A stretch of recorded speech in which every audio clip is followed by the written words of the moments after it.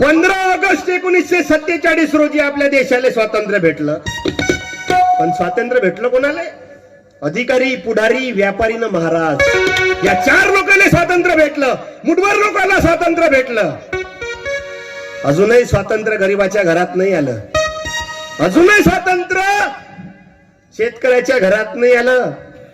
म्हणून 16 ऑगस्ट 1947 रोजी अण्णा भाऊंनी मुंबईत मोर्चा नेला. ये आजादी झूठी है क्योंकि देश की जनता भूकी है.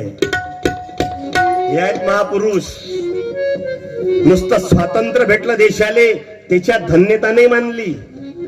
स्वातंत्र्यानंतर आमच्या देशातल्या लोकांचं काय हे चित्र ओळखलं बाबासाहेबांनी. हे चित्र ओळखलं लोकशाहीर अण्णाभाऊ साठेंनी. हे चित्र ओळखलं साधू संत महापुरुषांनी.